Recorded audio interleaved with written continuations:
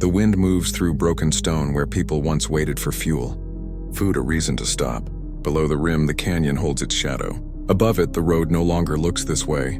Two Guns is quiet now, but it was never neutral ground. A man was killed here in a business dispute that turned fatal.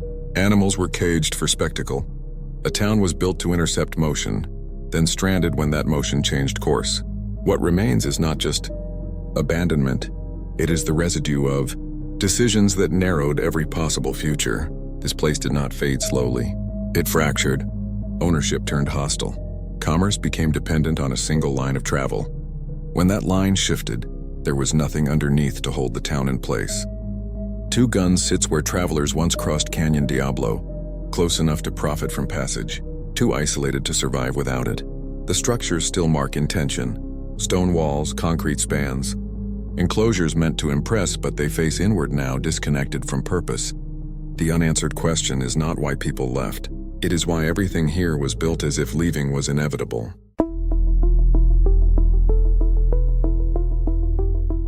Long before any road arrived, this place already carried limits. Canyon Diablo is not open land. It is a cut, deep, abrupt, and difficult to cross. Movement here has always been controlled by geography. You do not pass through casually. You either know the terrain or you pay attention late. Archaeological traces show human presence centuries before settlement. Pottery fragments, worked stone, evidence of seasonal use rather than permanence. This was not a site designed for growth. It was a corridor, a boundary, a place to pass near but rarely through. Water was scarce. The canyon dictated where people could stand and where they could not. Even early habitation respected that constraint. By the historical period, this land sat within contested indigenous territories. Navajo and Western Apache presence overlapped, shifted, and responded to pressure. Control here was never fixed. It was asserted, challenged, and withdrawn as conditions changed. Survival depended on movement, not settlement. Violence entered the record unevenly. One story, repeated for decades, claims a deadly confrontation inside a cave, fire used to seal an exit, bodies trapped by smoke and stone. The details are vivid. The documentation is not. The narrative appears fully formed only much later, sourced to a single modern account, unsupported by contemporary records. Historians dispute it entirely. What matters is not whether the event happened exactly as described. What matters is that the story was later treated as usable material. The cave became a symbol before it became a destination. A place associated with death, verified or not, was reframed as an asset. Its ambiguity was not a liability. It was a feature. This pattern begins here. Land interpreted not for what it sustains, but for what it can be extracted from: attention, fear, passage, money. When non-native settlement finally arrived, it did not ask whether this ground could support a town. It asked whether it could intercept traffic. A trading post appeared beside a road, not because the land invited it, but because travelers had no better option nearby. The business model assumed movement would continue indefinitely. It assumed the canyon would always force people to slow down here. No infrastructure was built to outlast the road. No redundancy existed beyond it.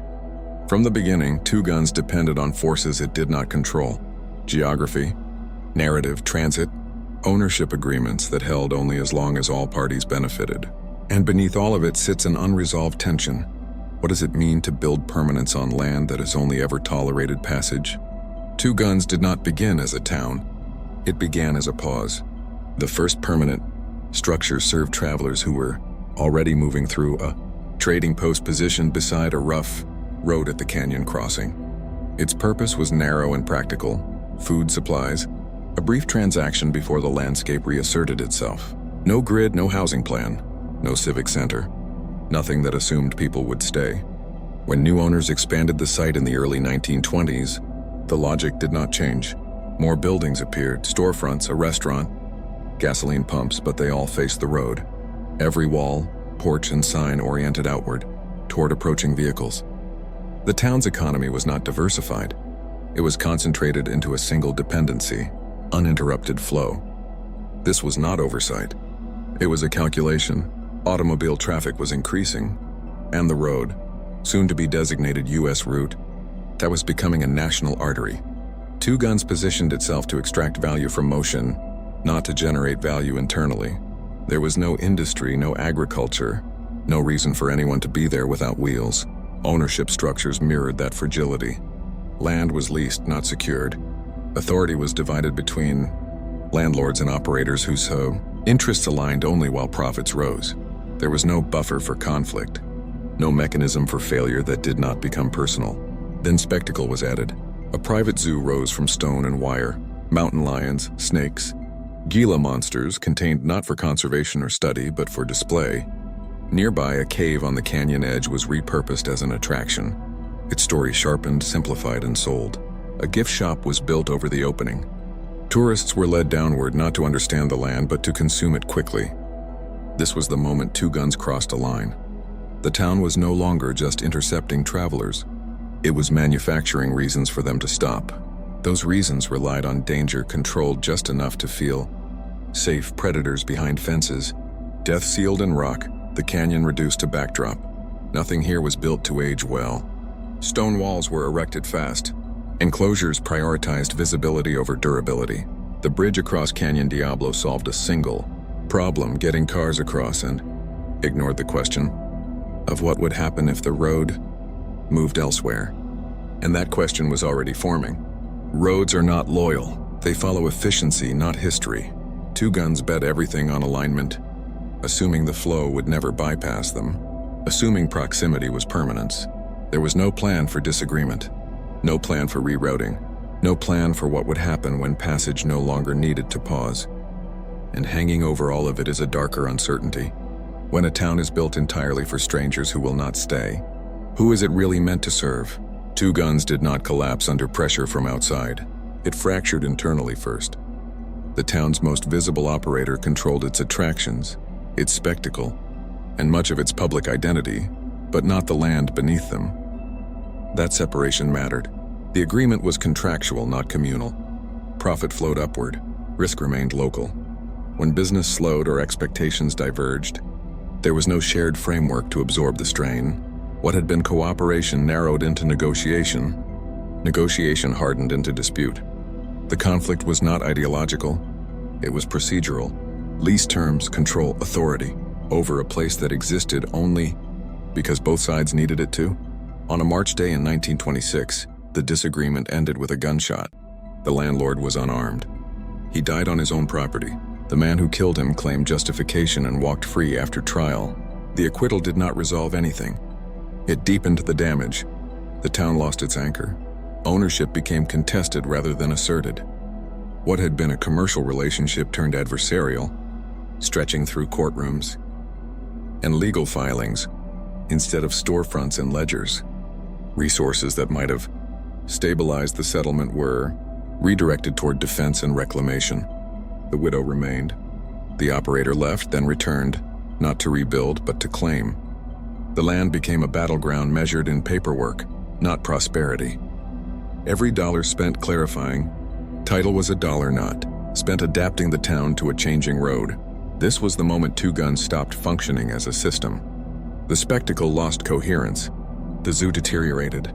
The cave tours carried on without credibility or investment. The businesses remained open, but their foundation was compromised economically, legally, psychologically. Violence had punctured the illusion of control. A town designed to manage danger for visitors could not contain it among its owners. There is no clean separation here between personal conflict and structural failure. Two Guns was too small for that. One death was enough to poison trust, to fracture continuity, to expose how little redundancy existed beneath the surface. From the road, the town still looked intact. Behind it, nothing was stable, and the question becomes unavoidable. If ownership cannot be resolved without blood, how can anything built on it endure? After the killing, Two Guns kept operating, but it no longer had direction. What remained was performance. The attractions stayed open because they had to. The zoo cages still held predators. The cave still drew visitors. The roadside signs continued to promise something dangerous, contained and worth slowing down for, but none of it was being maintained as part of a future. It was maintenance as delay. The animals were not infrastructure. They were liabilities. Feeding them required constant expense. Containing them required vigilance. When that vigilance failed, the consequences were immediate and physical. The spectacle depended on the illusion of control. Yet control was already compromised by legal conflict and thinning revenue. The cave, too, remained in use, not as a historical site, but as a narrative device. Its story was repeated without verification because verification was not profitable. What mattered was that the tale was simple, dark, and marketable. Ambiguity was flattened into certainty for the sake of ticket sales. This is where Two Guns became hollow. Nothing new was added. Nothing was reinforced. The town stopped investing in itself and began extracting what little value remained. Each tourist encounter pulled something out: money, attention, legitimacy, without putting anything back in. At the same time, the road was improving elsewhere. Routes were straightened. Bridges were replaced. Efficiency began to outweigh novelty. Travelers no longer needed danger as entertainment. They needed speed. Two Guns had built its identity on delay. The system it depended on was eliminating delay entirely. The structures tell this story clearly. Stone buildings without insulation. Enclosures designed for viewing, not longevity. A bridge built to solve a single crossing, not to anchor a community. Every decision assumed proximity to traffic would compensate for isolation. Isolation never disappeared. It only waited. As visitor numbers thinned, the town's leverage vanished. Without steady flow, spectacle turned grotesque. Without trust, business became transactional. Without stability, even survival felt temporary. Two Guns was still standing, but it was no longer viable. It was consuming itself to stay visible just a little longer. And the darker question begins to surface here. When a place survives only by staging danger, what happens when the audience stops watching? Two Guns did not lose its purpose all at once. It was removed in stages. The first change came quietly, disguised as improvement. Route 66 was realigned. The old bridge over Canyon Diablo closed. Traffic did not vanish, but it no longer had to slow here. The crossing that once forced interaction became optional, then irrelevant. For a town built entirely around interception, this was structural damage. Fewer cars meant fewer stops. Fewer stops meant less cash. The remaining businesses adapted by shortening hours, reducing offerings, cutting maintenance. None of these decisions were fatal on their own. Together, they narrowed the margin for recovery to almost nothing. Two Guns had no secondary economy to absorb the loss. There were no residents commuting elsewhere, no services detached from travel, no reason for anyone to pass through without a destination already in mind. The town's relationship with the road had never been mutual. When the road left, it took everything with it. Attempts to persist became increasingly fragile. Later structures appeared, newer gas pumps, a store built decades after the original settlement, but they arrived into a system already hollowed out. These were not expansions. They were efforts to reattach the town to a flow that had already chosen a different path. Isolation hardened. What had once been a necessary stop turned into a detour, then a curiosity, then nothing at all. The silence was not sudden. It accumulated. By the time interstate traffic arrived nearby, Two Guns was no longer competing. It was invisible. High-speed lanes eliminated the possibility of accidental discovery. Travelers no longer saw the canyon. They did not see the ruins. They did not see the signs of a town waiting to be noticed again. The remaining structures stood because there was no economic pressure to remove them. Abandonment became the default state. Not closure, not transition, just absence of use. Fire eventually erased the last active service building. It was not dramatic. It did not mark an ending. It simply removed the final excuse to stay. Two Guns did not die when the road moved. It died because it had never existed without it. And the question left behind is difficult to avoid. If a town's survival depends entirely on being passed through, what happens when progress learns how to go around it? After commerce ended, Two Guns did not become a place of remembrance. It became a site without stewardship. The land remained privately owned, but functionally unattended. No restoration followed abandonment. No interpretation clarified what had happened here. The town was not preserved and it was not erased. It was left in suspension. Buildings began to fail on their own terms. Roofs collapsed inward. Stone walls separated under freeze and heat. Porches fell away from facades that no longer faced anything. The zoo enclosures, once built to project control, opened back into the environment they were meant to restrain. The cave remained unchanged and increasingly dangerous. Walkways deteriorated. Openings widened. Vandalism accumulated inside, not as malice, but as evidence of a place no longer understood. Without context, the site invited intrusion rather than respect. This is how Two Guns entered its final phase. People arrived without permission and without guidance.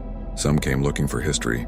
Others came for isolation or risk or the idea of transgression. With no narrative grounded in verified fact, myth filled the vacuum. Stories hardened not because they were true, but because they were repeated. The ruins absorbed these projections silently. There are no markers explaining the legal conflict that fractured the town.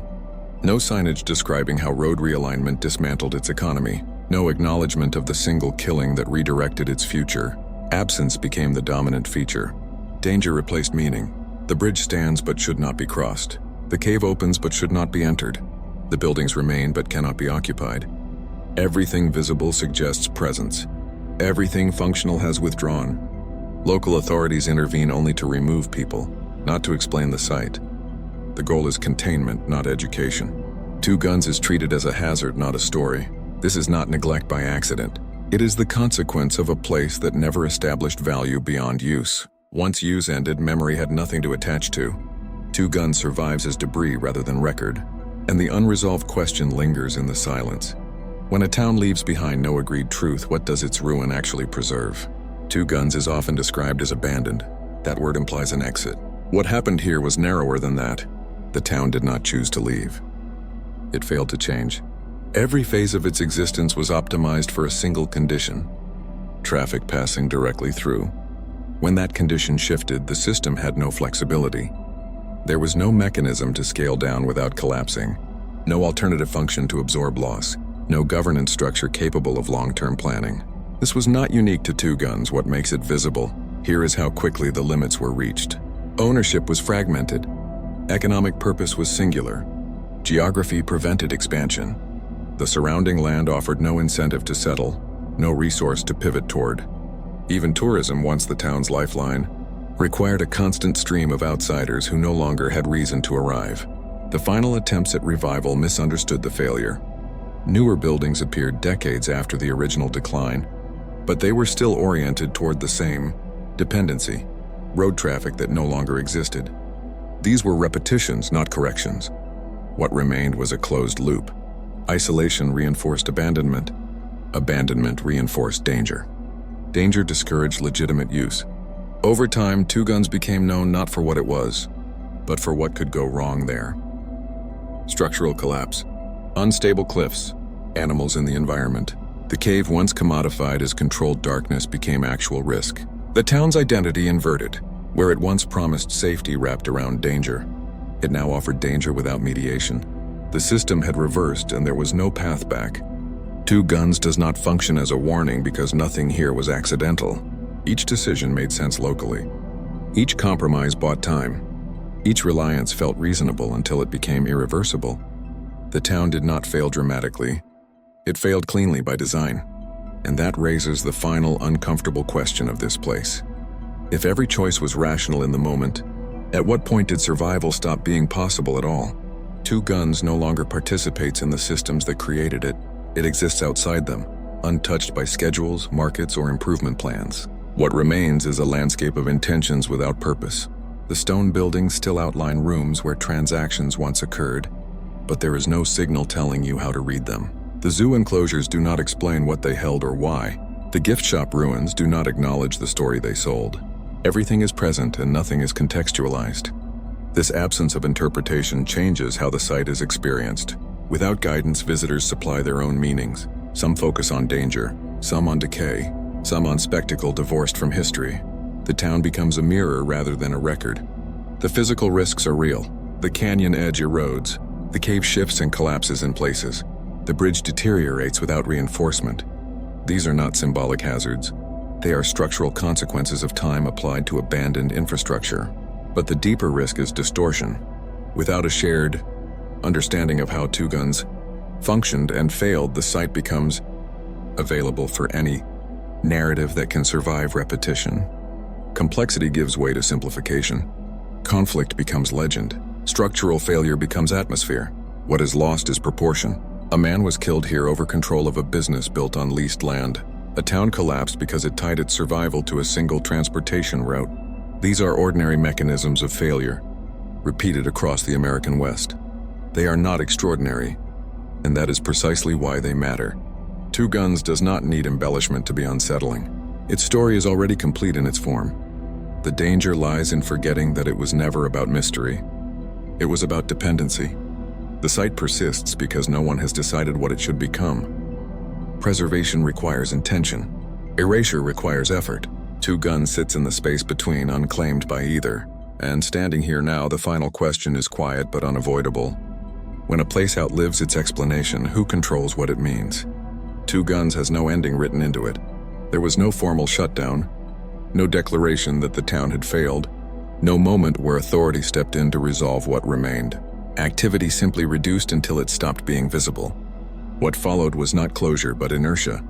This is why the site feels unsettled without being dramatic. The buildings were not dismantled. The land was not repurposed. The road did not return to erase the mistake. Everything that made Two Guns functional was removed indirectly, leaving the structure of a town without the process of ending one. In that absence, responsibility dissolved. Private ownership limited public intervention. Public danger limited legitimate use. No institution claimed the burden of interpretation, and so none was accountable for the outcome. The town remained in limbo, neither preserved nor corrected. Two Guns exist today because abandonment is often easier than decision. The canyon still cuts the land. The bridge still spans it unused. The cave still opens into darkness, no longer curated, no longer contained. These elements do not mark a past event. They demonstrate an unresolved condition. What failed here was not just an economy or a business model.